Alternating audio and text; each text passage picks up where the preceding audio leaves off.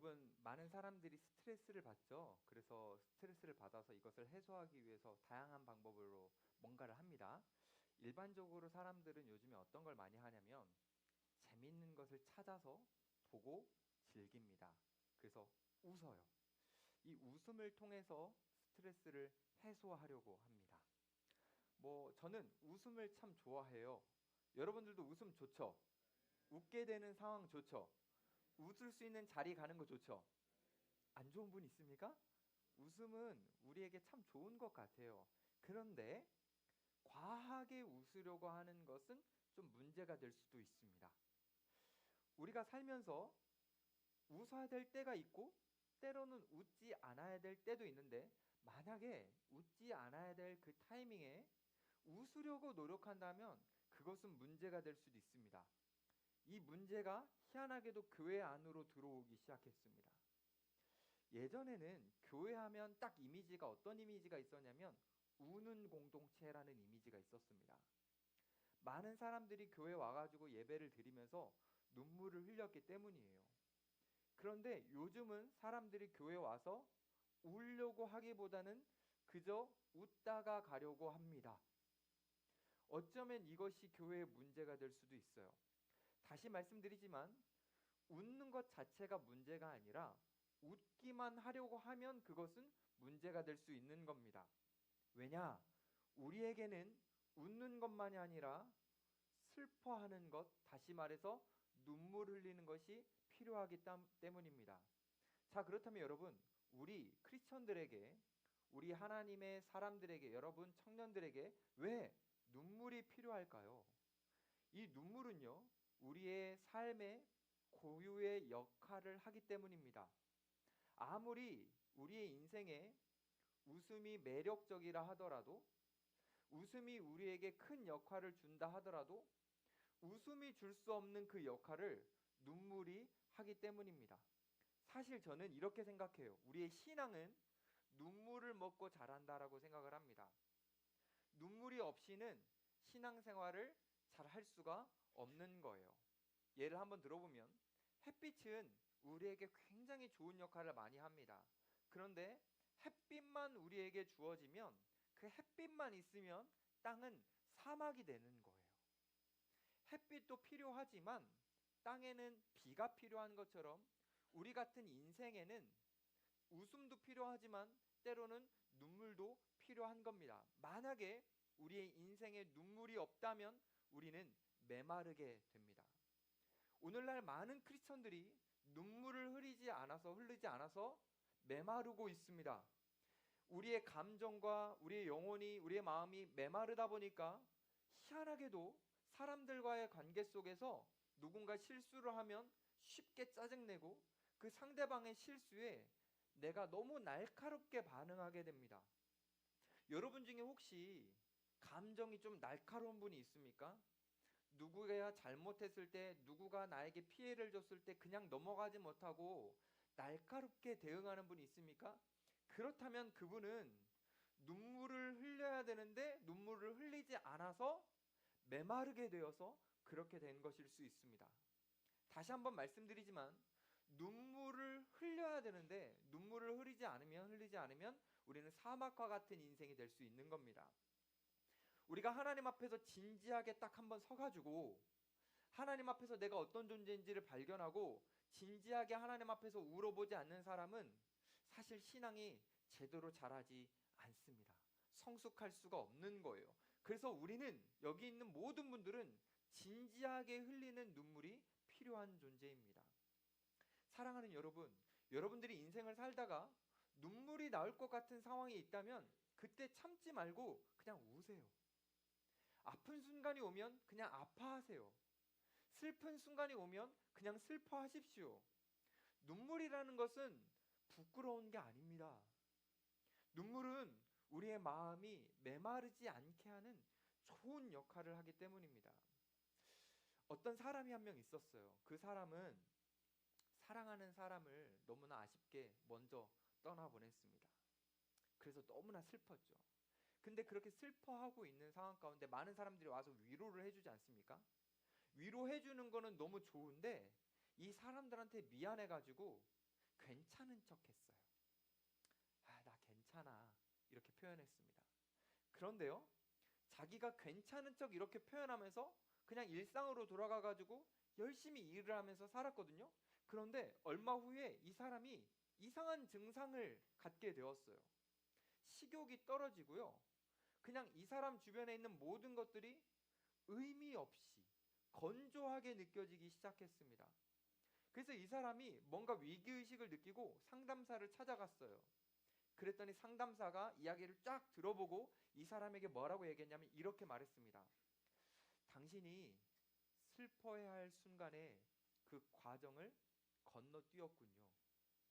건너뛰었기 때문에 이렇게 된 것입니다.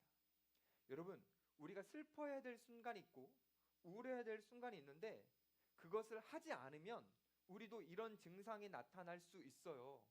만약 여러분들이 슬퍼해야 될 그 순간에 아, 난 괜찮아.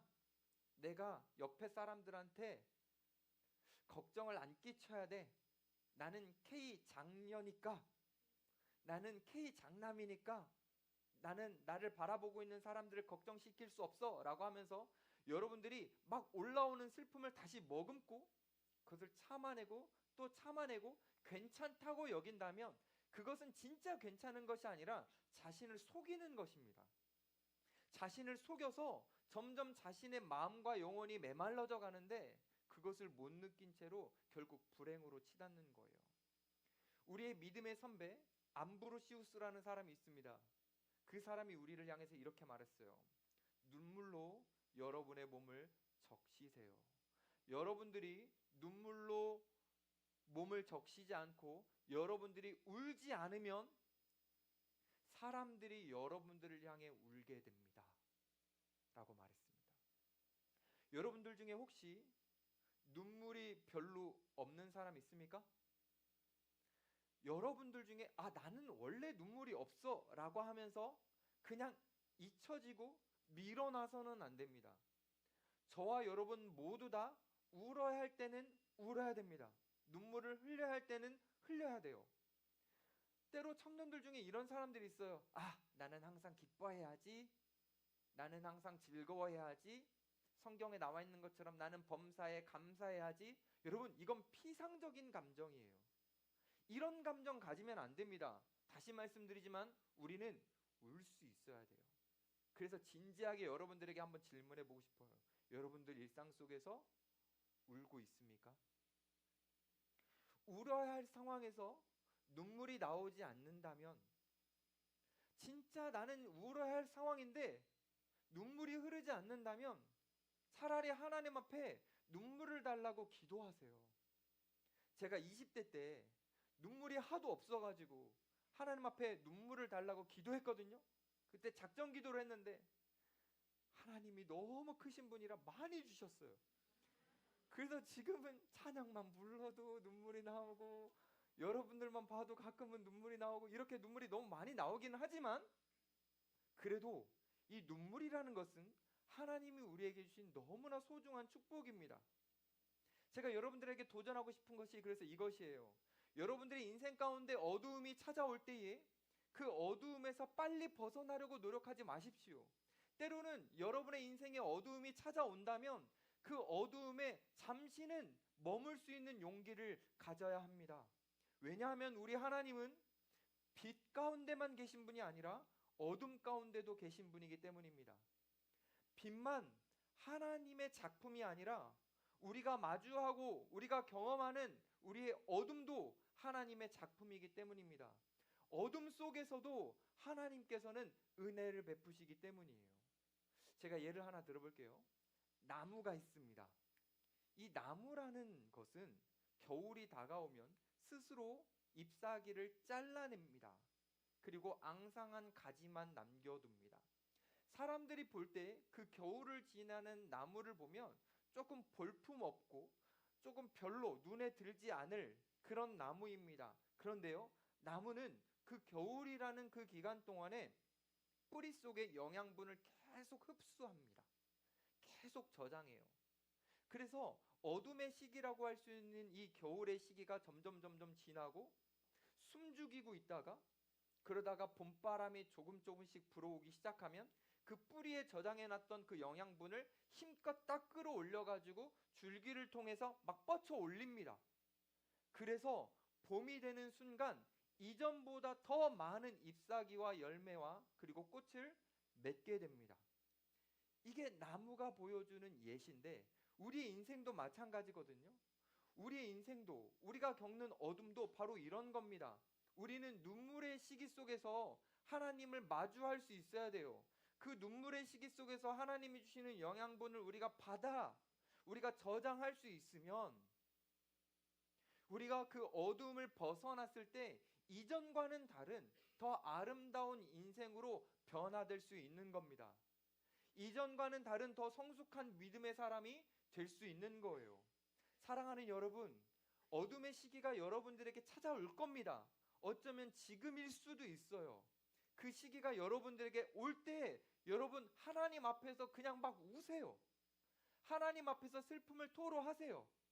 몸이나 마음이 병들어서 고통스러울 때, 아니면 원하는 것이 이루어지지 않아서 좌절감을 느낄 때, 때로는 내가 사랑하는 것을 잃어서 사랑하는 사람을 잃어서 너무나 아플 때, 그냥 그럴 때 하나님 앞에 오셔서 우세요. 사람들이 나의 마음을 몰라주고 오해해줘서 너무 답답해가지고 고통스러울 때, 그리고 내 속마음을 누군가에게 꺼내놓을 수가 없어서 외로움을 느낄 때, 그때 그냥 하나님 앞에 오셔서 우세요. 그 눈물이 여러분의 메마른 마음을 적셔서 여러분들에게 새 힘을 공급할 것입니다. 혹시 여러분들 중에 저에게 이렇게 말할 수도 있어요. 목사님, 저는 사실 울 일이 별로 없어요. 제 인생은 사실 그렇게까지 어려움이 없습니다. 경제적으로 그렇게 어려운 것도 아니고, 제가 그렇게 관계적으로 힘든 것도 아니고, 제가 몸이 병이 있는 것도 아니고, 울만한 것이 없어요. 그래도 제가 혹시 울어야 될까요? 라고 저에게 묻는다면 저는 뭐라고 대답할 것 같아요, 여러분? 이렇게 대답할 겁니다. 지난주 설교를 들어보세요. 지난주 설교 제목이 뭔지 아시는 분? 그럴 수 있어요. 제가 이 타이밍에 울면 되죠 뭐. 딱 울 상황이 됐네. 오케이. 심령이 가난한 자는 복이 있다라고 하면서 우리 모두는 심령이 가난한 존재라고 했죠. 우리가 하나님 앞에 서면 울지 않을 수가 없어요. 나는 울 일이 없다라고 말하는 사람은 아직 하나님 앞에 제대로 서지 않은 사람입니다. 하나님 앞에 정말 내가 대면하여 서면 그분의 크심과 거룩하심 앞에 나의 죄가 너무 빨갛게 드러나서 울지 않을 수 없고 슬퍼하지 않을 수 없거든요. 그래서 사실 우리가 하나님 앞에 서서 우리의 죄를 확인하는 그것이 우리가 눈물을 흘리는 근원적인 이유입니다. 하나님 앞에서 자신의 죄를 자각한 사람은요, 울 수밖에 없어요. 심령이 막 가난해지고요, 애통해지고요, 막 꺽꺽 울 수밖에 없습니다. 만약 여러분들이 지금 하나님 앞에서 울고 있지 않다면 제대로 신앙생활을 하지 않고 있는 겁니다. 피상적인 신앙생활은 할 수 있어요. 종교적인 색채는 여러분들이 보여줄 수 있습니다. 하지만 진짜 하나님의 백성다움을 누려가는 것은 아닐 겁니다. 왜냐하면 신앙생활이라는 것은 단순히 우리가 교회를 왔다 갔다 하는 것이 아니기 때문이에요. 신앙생활이라는 것은 여러분들이 종교활동을 할 때 여러분들의 물질과 시간을 들여서 그 종교활동에 기여하는 것이 신앙생활이 아니기 때문입니다. 신앙생활이라는 것은 하나님을 바라보고 하나님과 함께 하는 거예요. 그게 신앙생활이에요.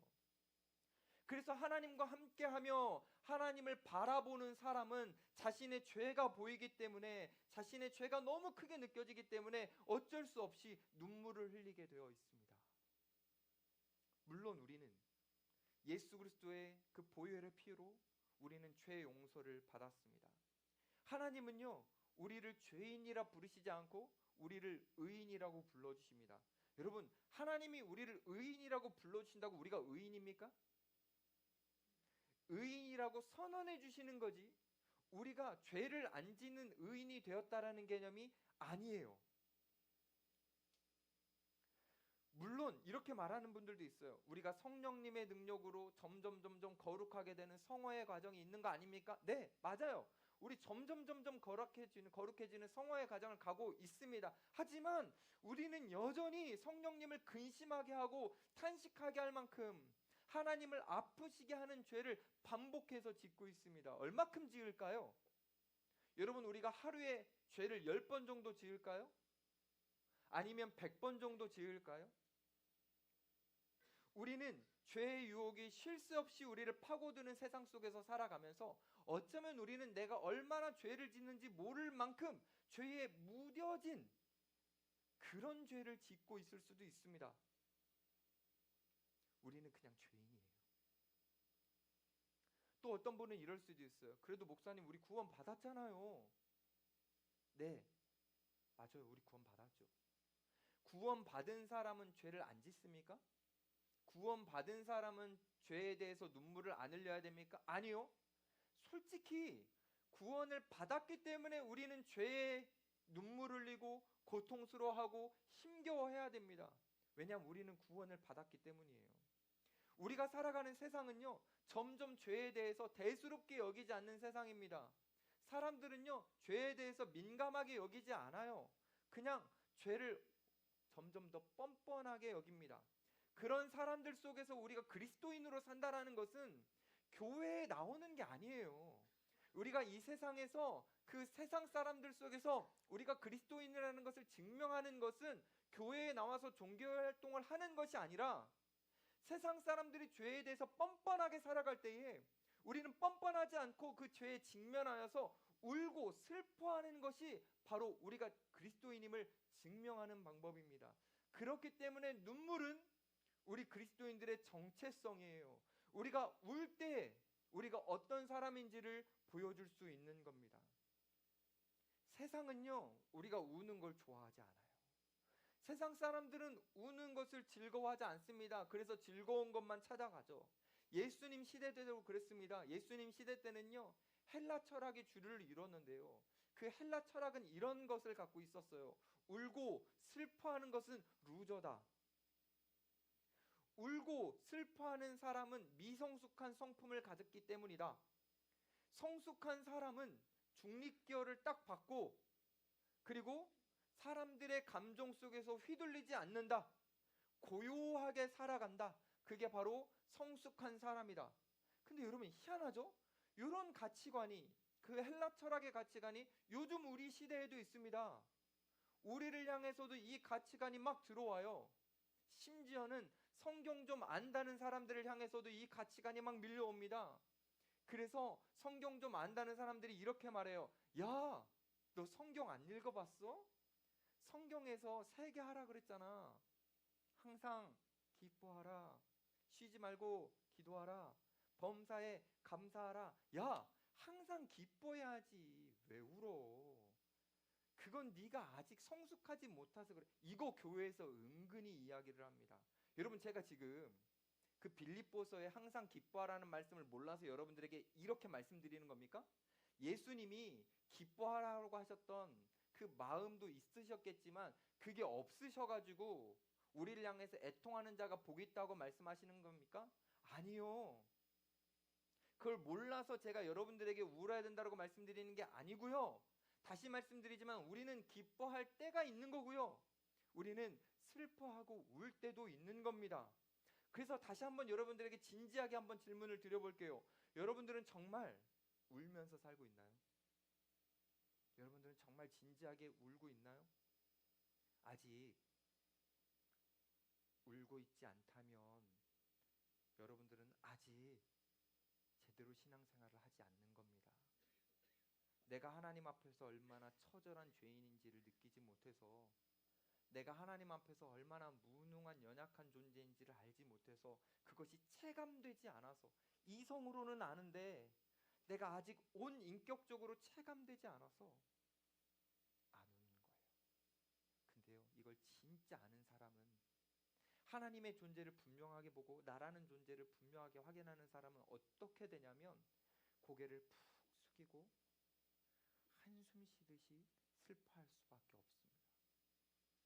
그래서 교회를 다니는데 고개를 숙일 줄 모르고 뻣뻣해가지고 종교 활동을 하고 있는 사람은 진짜 아직 하나님을 못 만나본 거예요.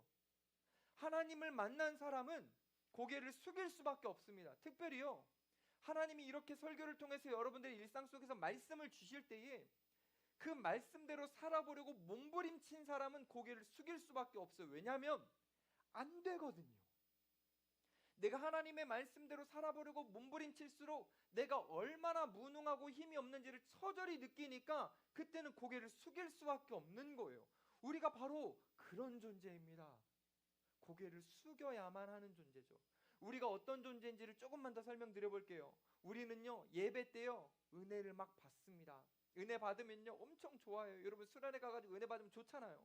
이 예배 때 은혜 받으면 좋잖아요. 근데요, 희한하게 어떤 일이 벌어지냐면, 목장 모임에 가가지고, 혹시 여기 중에 목장 모임 안 가는 분 있습니까? 꼭 가십시오. 여러분들의 수준을 확인할 수 있으니까.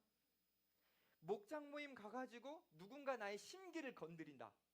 그러면 예배 때 받았던 은혜가 다 날아갑니다. 그냥 한순간에 다 사라져버려요.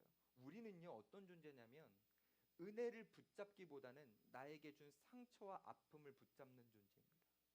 우리가 바로 그런 존재예요. 은혜를 붙잡고 오래 머물게 하는 존재가 아니라요, 누가 나에게 아픔을 주거나 괴롭혔을 때 그 감정을 오래 붙잡고 머물게 하여서 결국 내가 그 감정에 지배받게 하는 것이 바로 우리입니다. 우리가 이런 죄인이라는 거죠. 그래서 우리를 하나님이 너무나 사랑하셔서 사랑을 마음껏 베풀어 주시는데, 그 하나님에게 우리도 사랑으로, 감정으로 하나님 앞에 영광스럽게 올려드리는 존재가 아니라, 내가 끌어안은 상처와 고통, 사람들이 준 그런 나쁜 감정들만 끌어안아서 그걸 하나님 앞에 막 표출하기 시작하면서 나를 사랑하시는 하나님 앞에 계속해서 상처를 드리는 것이 바로 우리입니다. 그게 바로 저와 여러분들이에요. 그래서 이것을 아는 사람은요, 자기의 존재를 보면서 너무 절망스러워합니다.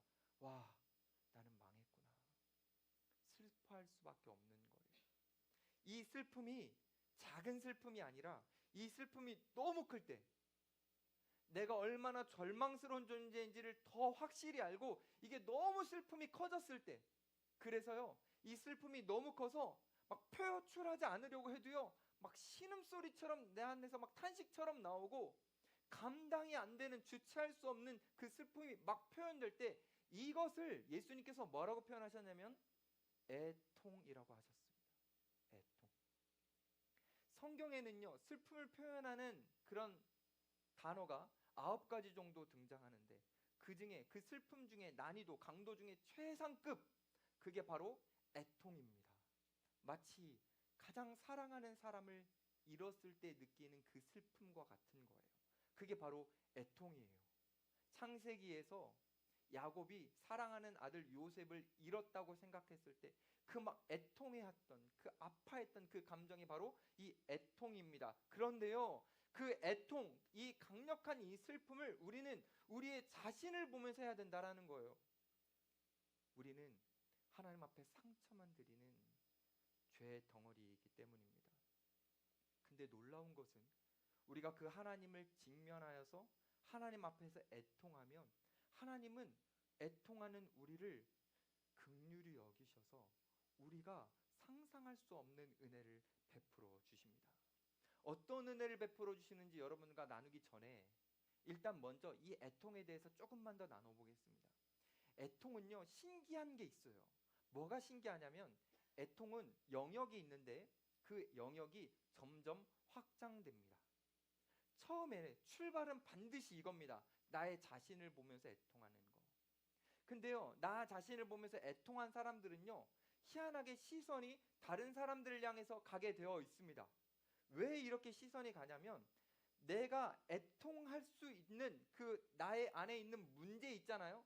나에게 존재적 절망감을 주는 내 안에 있는 그 문제가 어느 순간 내 옆에 있는 사람에게도 있다라는 것을 발견하게 돼요.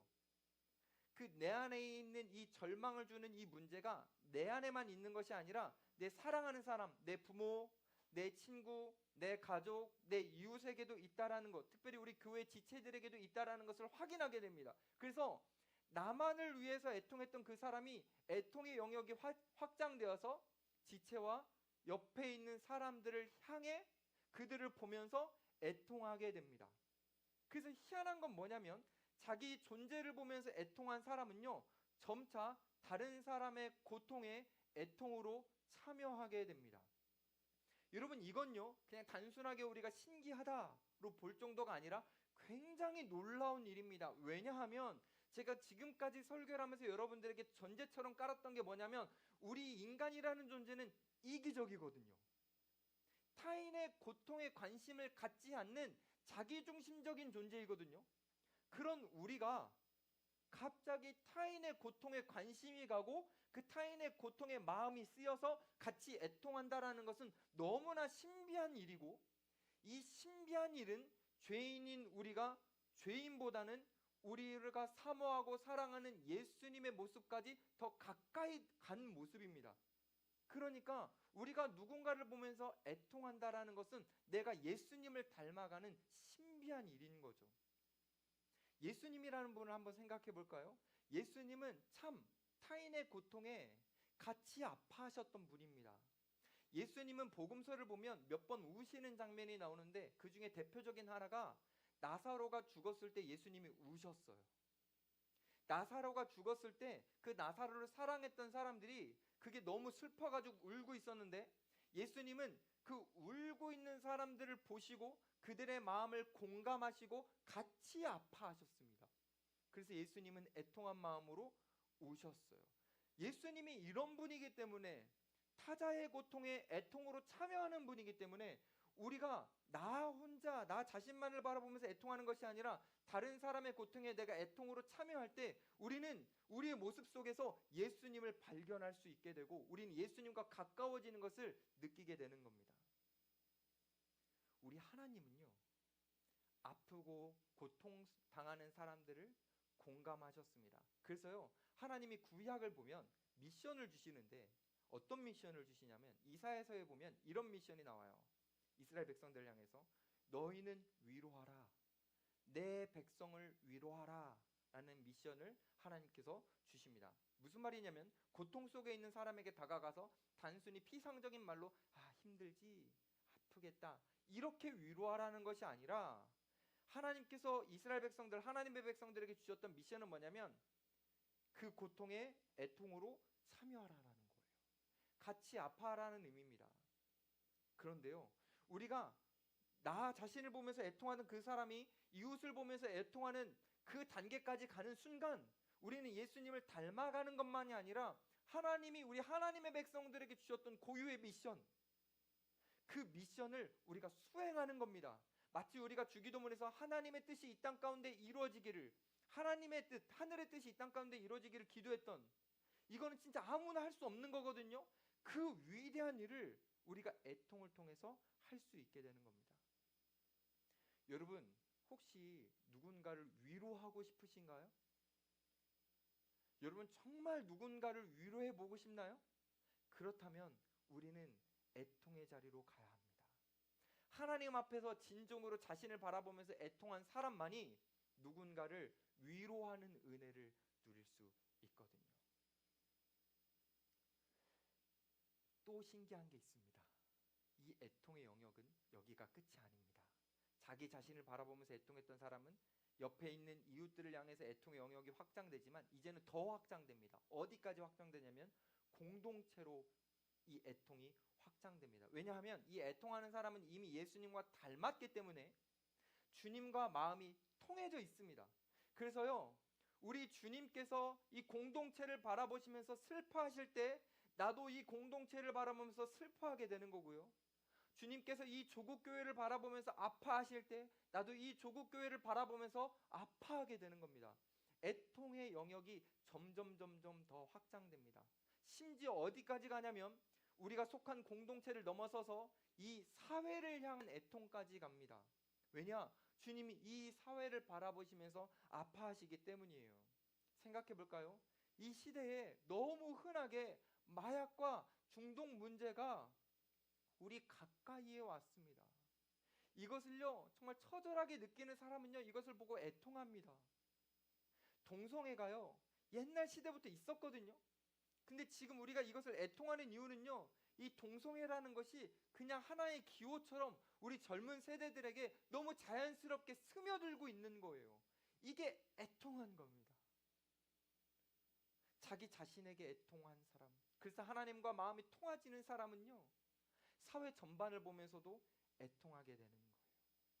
이런 애통하는 사람을 세상 사람들은 어떻게 보는지 아십니까? 과하다. 너무 종교에 몰입했다.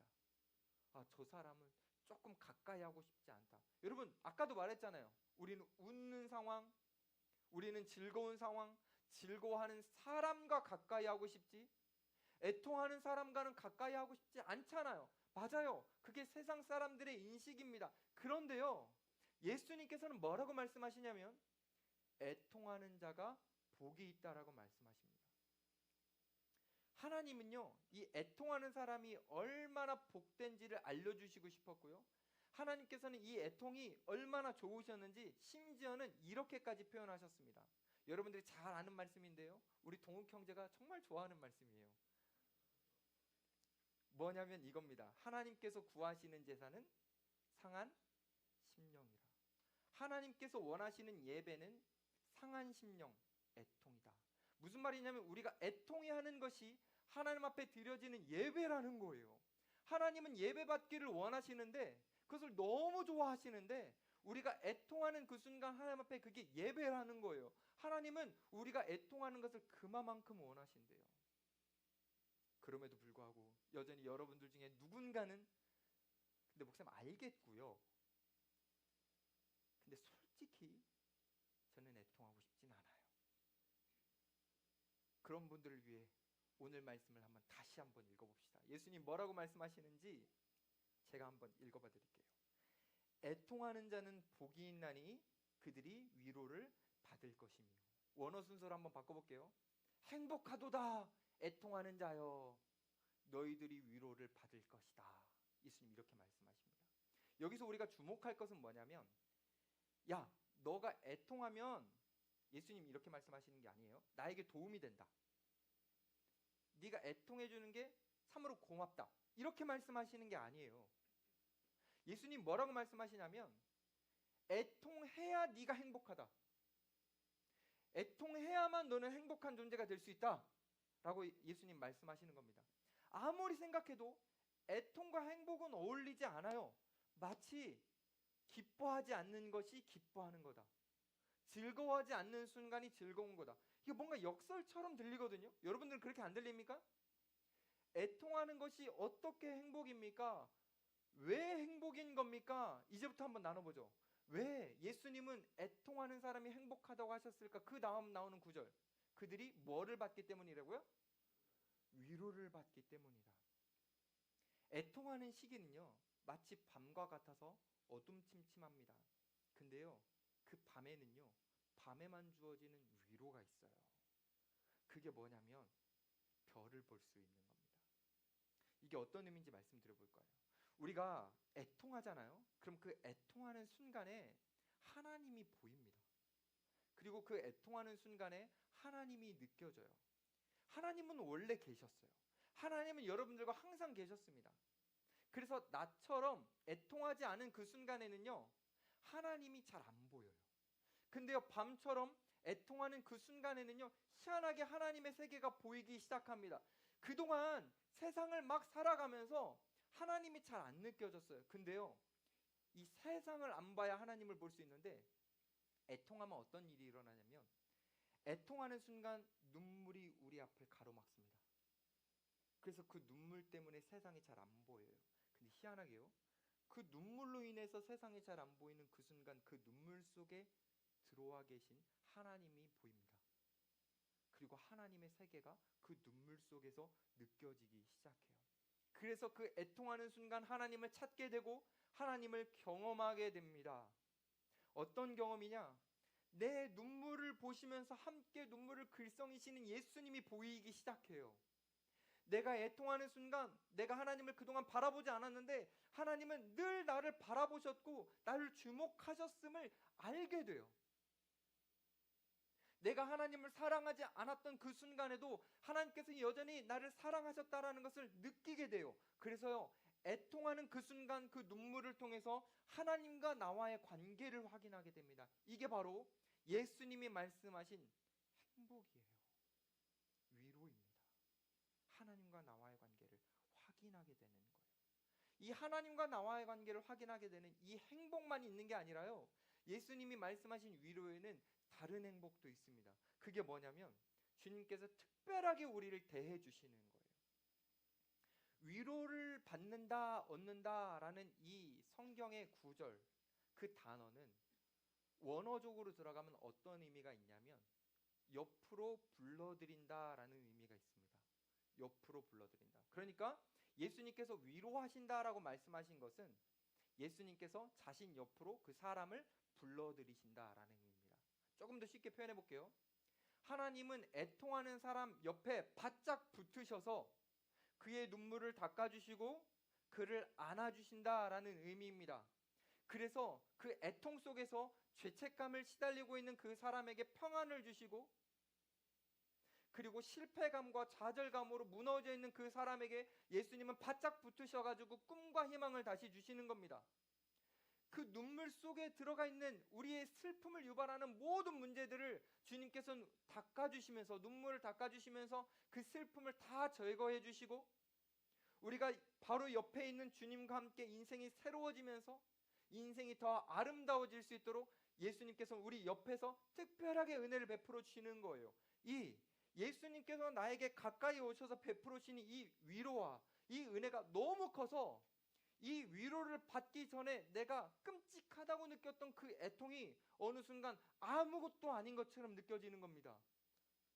나는 이 애통이 나를 삼킬 것 같았는데, 그 문제가 나를 잡아먹을 것 같았는데 예수님이 내 옆에 오셔서 나를 위로해 주시는 이 위로가 너무 커서 지금 내가 그전에 누리고 있었던 이 애통의 문제가 아무렇지 않게 되는 거, 그게 바로 예수님이 주시는 위로이고 행복이에요. 어느 순간 예수님이 내 옆에 딱 오시니까 내가 잃었던 것들, 내가 놓쳤던 것들, 내가 포기했던 것들 아무것도 아닌 것처럼 느껴져요. 살아가다 보면 이런 일이 있습니다. 내가 애통하다 보면요, 내가 얼마나 연약한 존재인지를 알게 되면서 뭐를 놓치게 되냐면, 뭐를 잃게 되냐면 사람은 자신감을 잃게 됩니다. 애통을 계속 가다 보면요, 내가 죄인이다라는 것을 인식하게 되면서 떳떳함을 잃게 됩니다. 이 자신감이라든지 이 떳떳함은요, 우리가 삶을 살아갈 때 중요하게 여겨져요. 근데요, 그 소중한 것을 잃어도 괜찮을 만큼 주님이 우리에게 주시는 위로가 너무 커서, 주님이 우리에게 주시는 부어주시는 행복이 너무 커서, 그래서 즐거워하면서 살아갈 수 있는 그 힘을 공급받게 됩니다. 사랑하는 여러분, 저는 여러분들이 모두 다 이 주님의 위로를 누리셨으면 좋겠습니다. 인생을 살면서 여러분들이 손해보고 잃는 것들이 있을 때 그것을, 그 잃는 것을 불행으로 여기지 않을 만큼 주님의 위로를 받으셔서 여러분들이 주님과 함께 행복을 누려가셨으면 좋겠습니다. 아멘이죠? 너무나 감사한 게 또 있어요. 그게 뭐냐면 조건을 오늘도 한번 생각해 봅시다. 우리가 애통한다고 해서 그 애통 자체가 우리에게 위로를 주는 조건은 아닙니다. 우리가 애통하고 슬퍼한다고 해서 그 슬퍼함이 우리가 위로를 받을 수 있는 근거가 되는 것도 아닙니다. 우리가 애통할 때 우리가 위로를 받을 수 있는 이유는 우리 안에 어떤 근거가 있어서가 아니라 그 위로를 주시고 싶어 하시는 예수님의 마음이 있었기 때문입니다. 다시 한번 말씀드릴게요. 우리가 애통할 때 위로를 받을 수 있는 것은 예수님이 그 전부터 우리를 주목하시면서 사랑하셨는데, 애통하는 그 순간에도 우리를 사랑하셔서 우리에게 위로를 너무나 주고 싶으셔서 그때까지 기다리시다가 예수님이 우리에게 주시려고 하셨기 때문에 우리가 위로를 누리는 거예요. 우리가 애통했기 때문에 누리는 게 아닙니다. 오로지 전적으로 모든 것이 주님의 은혜예요. 주님이 우리를 사랑하시고 불쌍히 여기셨기 때문에 우리는 그 주님이 주시는 위로를 누려갈 수 있는 거죠. 예수님은요, 이 위로를 우리에게 주고 싶으셔서요, 우리의 애통 속에 찾아가십니다. 마치 우리의 인생을 살다 보면 우리는 참담함을 느끼는데 그 참담함 안으로 예수님이 들어오십니다. 왜냐하면 우리에게 위로를 주고 싶으셨거든요. 우리가 눈물 흘릴 때 우리를 닦아주시기 위해서요, 예수님은 우리 곁에 계십니다. 우리가 눈물 흘릴 때 그 눈물 속에서 좌절하지 않도록 닦아주시려고 예수님은요 우리 곁에서 손을 들고 계십니다. 우리의 눈물을 닦아주시기 위해서 예수님은 어떤 것까지 하셨냐면 직접 본인이 눈물을 흘리실 수 있는 그 자리로 가십니다. 바로 십자가로요. 예수님이 십자가에서 얼마나 많이 눈물을 흘리셨는지 눈물을 흘리다 못해 결국은 예수님은 물과 피를 다 쏟으셨습니다. 그래서 우리가 지금 애통하는 그 눈물과 우리가 앞으로 애통할 그 눈물까지 우리의 인생의 모든 눈물을 한 번에 닦아주시기 위해서 예수님은 십자가에서 물과 피를 다 쏟으셨습니다. 예수님이 어떻게 우리의 눈물을 닦아주셨는지 그걸 한번 말씀드려보죠. 베드로라는 인물이 있었습니다. 베드로라는 인물은 참 신비한 인물이죠. 예수님이 우리의 눈물을 닦아주시기 위해서 십자가로 가실 때 그 순간 예수님의 눈물에 피눈물을 흘리게 할 만큼 예수님을 배반했던 사람입니다. 예수님을 배신했죠. 예수님이 그 고통을 겪으시는 그 순간에 베드로는 예수님을 부인했습니다. 예수님을 몇 번이나 부인했죠? 예수님을 몇 번이나 부인했죠? 3번이나 부인했어요. 근데 여러분 그거 아세요? 첫 번째, 두 번째 부인했을 때는 베드로가 애통하지 않았습니다. 근데 3번째 예수님을 부인하는 그 순간 예수님과 눈이 마주치면서 그 예수님 보내주시는 응원의 눈빛, 베드로야 괜찮다라는 그 응원의 눈빛을 보고 베드로는 무너져서 통곡하게 됩니다. 그때 애통하게 돼요. 아, 내가 진짜 죄인이구나. 난 아무것도 아니었구나. 베드로는 그동안 이렇게 생각했어요. 내가 예수님을 위해서 배도 버리고 내가 예수님을 위해서 시간도 포기하고 내 가족도 떠나보내고 내가 예수님을 위해서 따랐으니 나는 믿음이 있고 나는 좀 괜찮은 사람이야 라고 베드로는 생각하고 그렇게 살았습니다. 하지만 정작 중요한 순간 예수님을 위해서 자신이 할 수 있는 것이 없다라는 것을 느끼면서 베드로는 3번째 부인하는 그 순간 자기가 쓰레기처럼 여겨지는 거예요. 아, 난 진짜 쓰레기구나. 예수님이 나를 사용하실 수 없구나. 나는 그냥 버려질 만한 존재구나. 그것을 처절하게 느꼈습니다. 그런데요, 그 쓰레기 같은 베드로를 예수님이 찾아가십니다. 찾아가셔서 예수님이 베드로를 향해서 질문을 하세요. 베드로야, 네가 날 사랑하느냐? 이렇게 물어보셨습니다. 베드로는요 이때 예수님에게 사랑한다라고 말할 수가 없었어요. 왜죠? 자기 쓰레기인 걸 알았거든요. 쓰레기가 어떻게 예수님을 사랑한다고 말해요? 배신했던 사람이 어떻게 예수님을 사랑한다고 말해요? 그래서 사랑한다는 말을 못해서 이렇게 대답했습니다. 주님이 아십니다. 이 주님이 아십니다라는 이 고백은요 이렇게 말하는 거예요. 주님, 왜 물어보세요? 제가 어떻게 주님을 사랑한다 말해요? 주님 저를 아시잖아요. 저는 주님을 사랑한다라고 말할 수 없는 존재예요. 주님, 저는 그런 존재입니다. 그때 예수님이 베드로에게 이렇게 말씀하세요. 베드로야, 내 양을 쳐라. 이게 무슨 말씀인지 아세요? 베드로야, 내 사역을 이어받아라. 베드로야, 내가 너를 지지한다. 베드로야, 내가 너를 사랑한다. 여전히 너는 내 것이다. 여전히 너는 나의 소중한 제자다. 여전히 너는 내가 빼앗길 수 없는 나의 소중한 보화 같은 존재다. 예수님 베드로를 향해서 이렇게 말씀하시는 거예요. 베드로는요 너무 놀라는 거죠. 제가요? 전 쓰레기인데요. 저는 애통할 수밖에 없는 사람인데요. 저는 눈물을 흘리다가 끝날 존재인데요. 근데 예수님이 그 베드로를 향해서 이렇게 말씀하시는 거예요. 아니, 내가 너의 눈물을 닦을 거야. 너가 상상하지 못하는 너에게 위로를 줄 거야.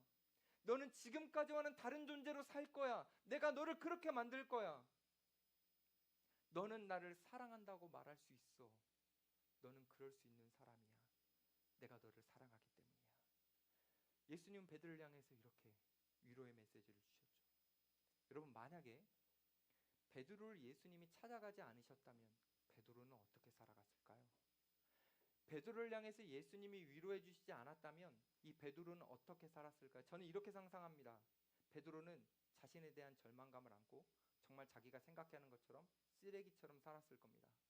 그 예수님을 부인했던 그 기억이 자기의 머릿속에서 지워지지 않아서 그 아픈 기억을 지우려고 어쩌면 술만 마시다가 알코올 중독자처럼 폐인이 됐을 수도 있어요. 베드로는 그렇게 될 수 있는 사람이었습니다. 그런데 예수님께서 베드로에게 위로해 주시자 그를 옆에 찾아가서 딱 붙어주시자 베드로는 페인처럼 살아가는 것이 아니라 멋진 작품과 같은 하나님의 백성으로 살아가게 되었습니다.